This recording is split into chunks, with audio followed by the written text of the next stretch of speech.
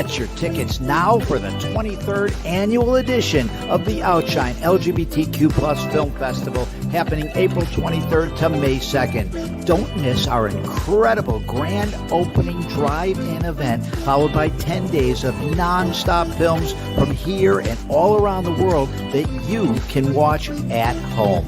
Watch trailers and get your tickets at OUTshineFilm.com now.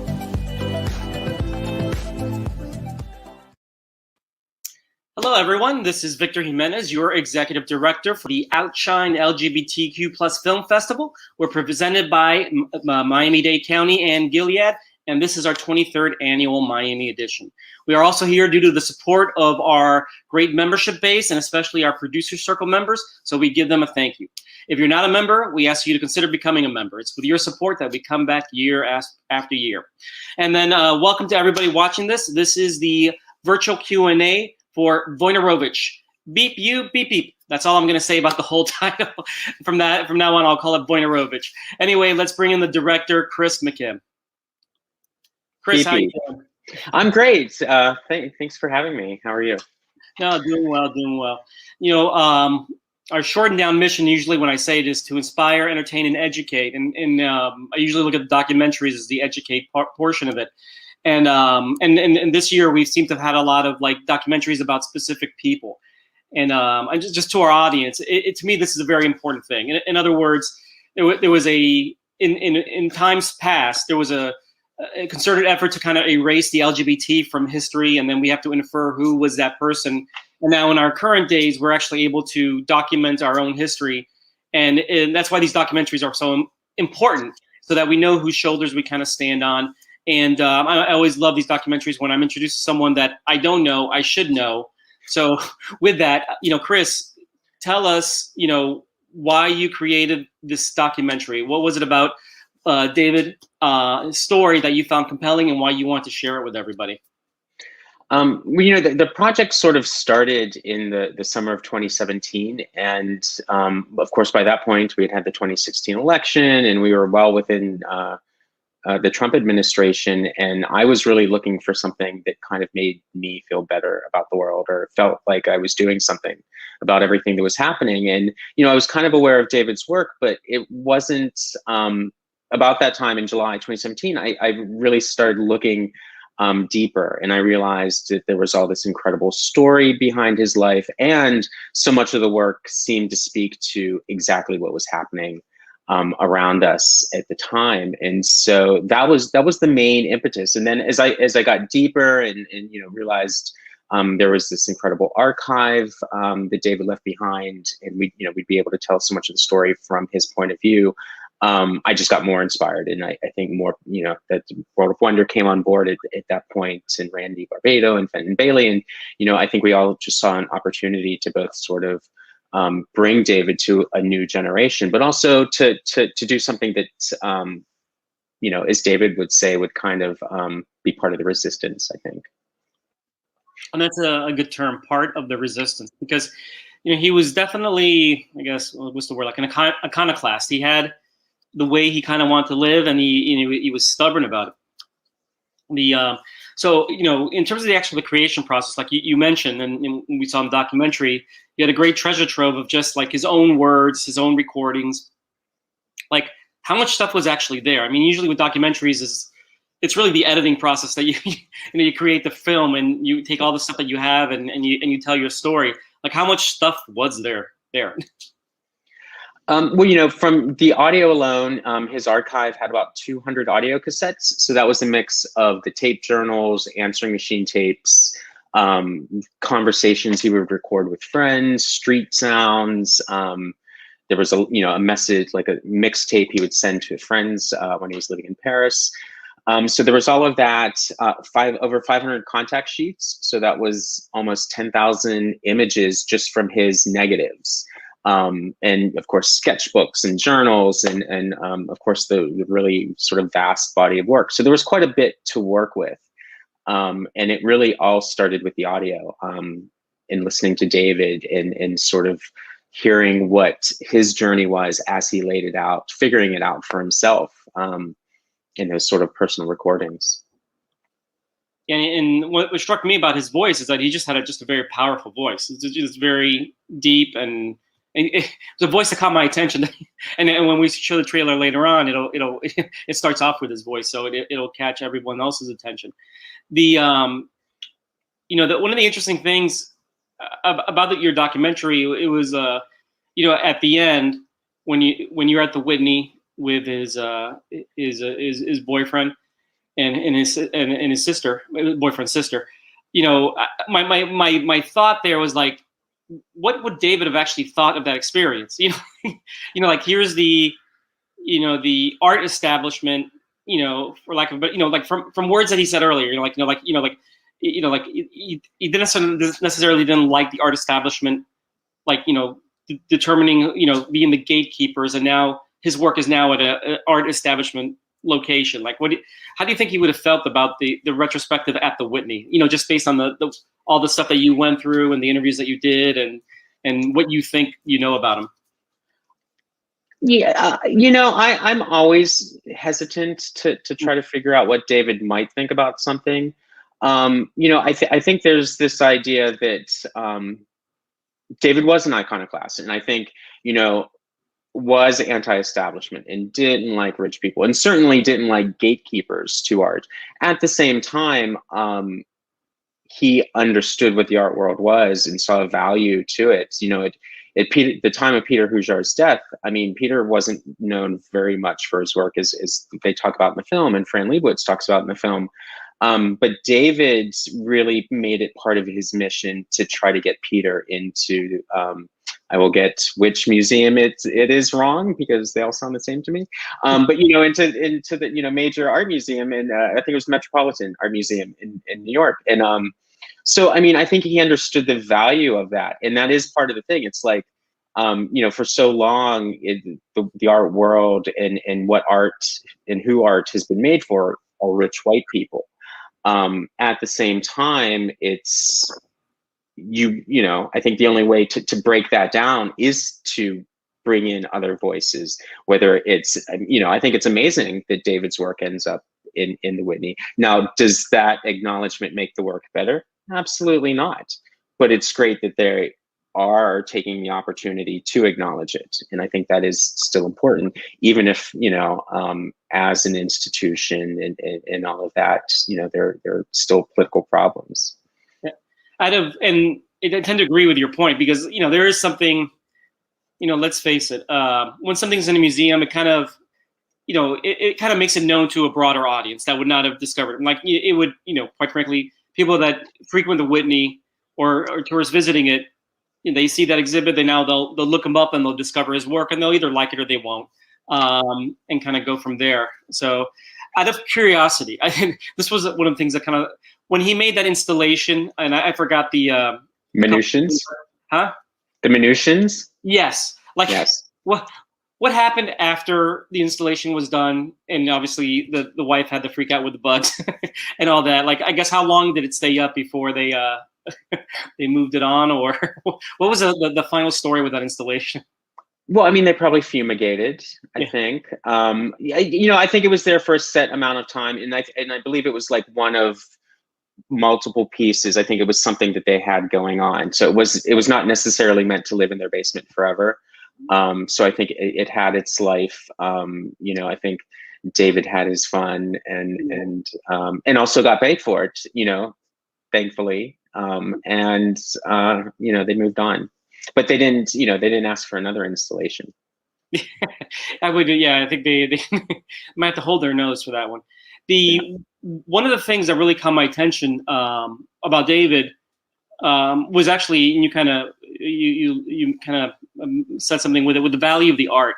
I really love that when he discovered that all those, Family First, whoever the groups were that took part of his art, kind of enlarged it and to disseminate it to like cause all this ruckus, that he took that and actually ran with it to make, to sue them and actually win, that they took his art without asking, that they took it out of context and they had to send out the apology. Like that was, to me, I love that, because you don't think of artists actually doing this, and he knew the value of his work, and also like, you know, what you know, like I guess he had leverage.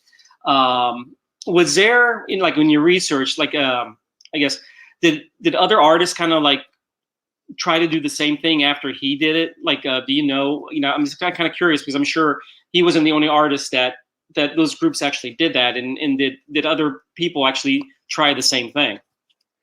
I don't know specifically with the American Family Association. I mean, certainly there were more battles with the NEA and Karen Finley and the NEA4 and all that. You know, I think so. There definitely was a history of that. Now, whether it was necessarily that specific or about the, you know, in David's case, it was because they basically tore his work apart and used snippets of it. So they really kind of deconstructed his deconstructed work to try to make their point. And you know, it was almost like a copyright, or it was a copyright, I believe, you know, sort of issue that they used, or he used. Yeah, that was, when I saw that, I was like, you know, good for him. And I hope actually any artist is actually seeing this documentary kind of learn something from that. You know, like, you know, there is a, you know, recourse for you. Now, kind of going to that same case, and this is something I was just curious about. You know, he won the case, but the damages were paid out to be like just $1. Was that, this is my opinion, you know, like, was that just something where like, almost like whoever determined the award, was that like, yeah, you're legally right, but I don't like your art and I'm only giving you $1? Like, or is that like just like what the standard award was? Like, do you happen to know? I was just curious about why the award of damages was so low.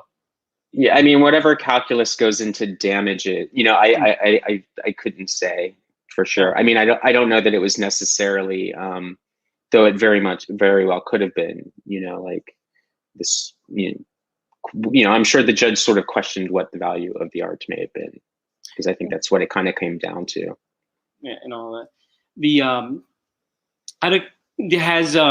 And I apologize that I forgot his name. David's boyfriend. Has he seen the documentary? Tom unfortunately passed away a year, just about because so we're like mid-April right now.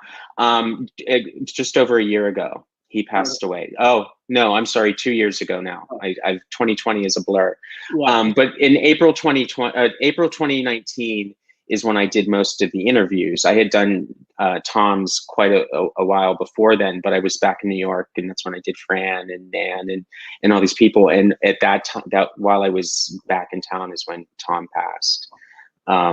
You know, and when the project started in 2017, we were about a year out from the Whitney retrospective at that point. And, you know, there was a real Tom was not well at that point. And it was, you know, I wish he had been able to see the film, but you know, I think everyone was happy that he at least got to the Whitney and got to see that, because, you know, he spent a long time, I think, and, you know, as PPOW did as well, and has, and a lot of the people that you see in the film kind of championed David's work when it didn't necessarily get the attention that it deserved. And I think it was a collective effort just to even get it in the Whitney in that way.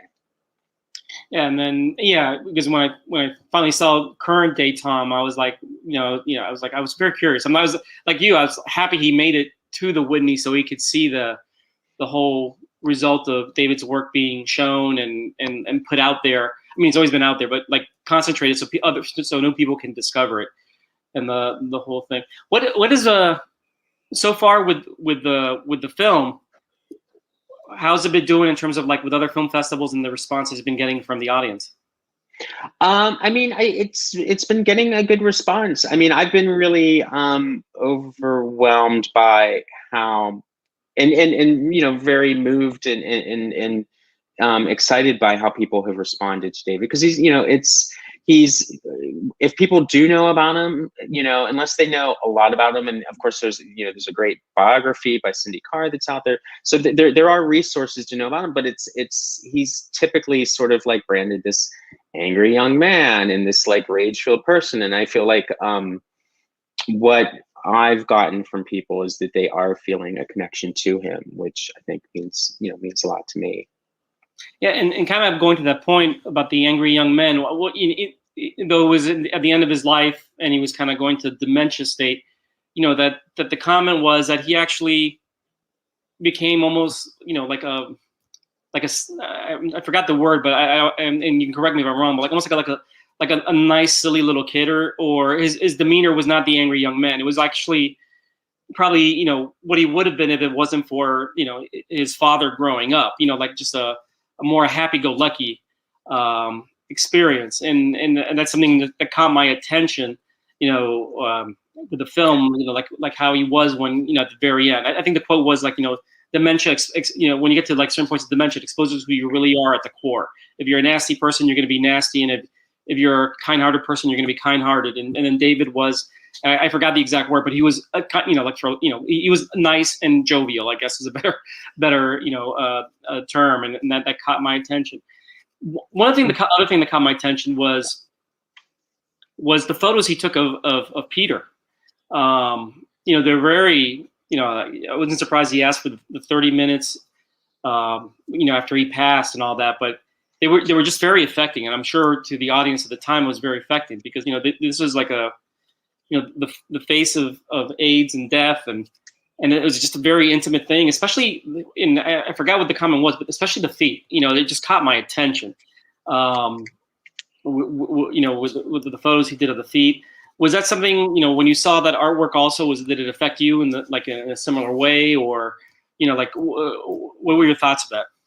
I want to back up 1 second about the angry young man thing, only because, and that is very true. Like, you know, at the end of his life, as the dementia set in, he, you know, he wasn't, you know, he wasn't a wicked person. But I think that the people that knew him and loved him, and certainly the David that I, you know, sort of came to know myself through his audio tapes, was sensitive and wasn't exclusively rage filled. And I think that, like, despite the hardships in his life, it was the sensitivity in him and his ability to also a childlike, you know, sort of imagination and whatnot that made makes the work so important, because it was what kind of helped him pour himself into the work and not just strictly be political. As for the Peter Hujar stuff, well, you know, I had seen the photos. They're you know, quite famous, I think, at this point. And what I was really struck by, I hadn't been aware of the film footage, the Super 8 film that he shot. So that, to me, and actually I probably did read about it in the book, but I hadn't seen it in Cindy Carr's biography. And seeing that footage was quite moving. And then also that, you know, he had filmed, David had made a panel for the AIDS quilt when it came to Central Park in New York, for Peter, and they added that, and, you know, he filmed footage of that, and the altar that he made in Peter's apartment with candles and stuff. And it was just the collective sadness and the way that all of these things, filming the panel and making the panel and the images on the panel and the wing, that was sort of important to something that was important to Peter, but also had appeared in other aspects of David's work. And seeing him sort of pour his grief and love for Peter into this material, whether it was the images of, you know, his body passed away, or the way he tried to memorialize him just in his daily life, like with this altar and whatever it might be, and then filming it. And he also designed Peter's gravestone as well, which I don't think we talk about in the film, but he did that as well. The other thing you mentioned, because David made Peter's part of the AIDS quilt. The thing that caught my attention was, like, when David passed, the march that they had, and they had, you know, David's name and his date, and I forgot what the term was. Like, I think the first. First political funeral of the AIDS era, or AIDS crisis. Yeah, and that just kind of caught my attention, because I'm sure it was all the stuff that he was doing with the NEA, and then just, you know, the issues that he had. Kind of going to your point with the sensitivity of David, it probably also just fed his passion. You know, like, and also, like, when he was diagnosed with HIV and then AIDS, he probably I only have so much time. I don't have time to be patient. And once you know that, everyone knows there's a clock, but once that clock is like right there in front of you, it kind of changes your. I can only wait so long before it's gone, and I think that all that passion definitely comes through, with the audio that he did, and as well as basically his artwork. So yeah, it's pretty amazing. Chris, what do you have? What's your next project? Good question. I don't know. Working on stuff, but what the real next deal is, I couldn't say at this point. Yeah. Is there anything you're kind of hoping for, like a focus on a movement or a person, or? Yeah, I mean, it's a pretty broad spectrum of things I'm working on. I mean, it is important to me to find things that in some way, as with this project, kind of can make a difference, but that there's so many things wrong in the world that that's still a pretty broad arena of things, and big characters and good stories. Yeah, and then before we say our thank yous, I have one curiosity question, and it was probably explained in the documentary, and I missed it.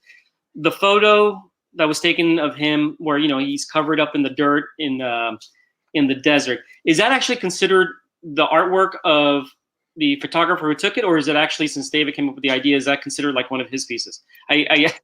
That is considered one of David's pieces. Now, how that all is worked out over time, I could not say, but that is one of David's pieces. Yeah, it was very powerful. It's one of the images you gave us for the film, and it definitely catches my attention. But then I saw the history, and I'm like, I wonder how that works. But and I was kind of curious. Well, Chris, thank you very much for giving your time today for the Q&A, and also thank you for making an incredible documentary and allowing us to show it to our audience. I think they're going to enjoy it. They're going to enjoy David's artwork, and they're going to just really, like me, I wasn't aware of David, and I'm so happy that I saw your documentary, and now I'm aware of David and his artwork. And I want to thank you for that. Well, thank you. Thanks so much for having me, and thank you for sharing the film. No, not a problem. And then for our audience, I'm actually going to show a few photos, some of David's art, and then we're going to show the trailer of the film. And then again, Chris, thank you very much. Thank you. Take care.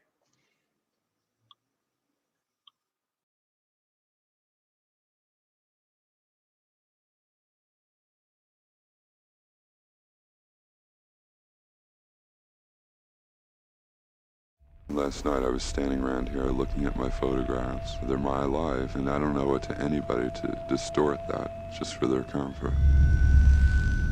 Testing 1, 2, 3. Testing 1, 2. Test. When I was diagnosed with this virus, it didn't take me long to realize I'd contracted a diseased society as well. We will make America great again. Is the fact that I may be dying of AIDS in 1989, is that not political? Is the fact that I don't have health insurance and I don't have access to adequate health care, is that not political? The art of David WOJNAROWICZ has recently been at the center of controversy because the subject matter deals with sexuality and AIDS. Whatever work I've done, it's always been informed by what I experienced as an American in this country, as a homosexual in this country, as a person who's legislated into silence in this country. 1, 2, 3, 4. Civil rights or civil war. The government has a day-to-day job maintaining an illusion of a one-tribe nation. And I wake up every morning to kill a machine called America. David WOJNAROWICZ is more valuable than every one of these preachers that ever lived. WOJNAROWICZ? WOJNAROWICZ. You David, that's so offensive. Do we have to call it that? To the barricades!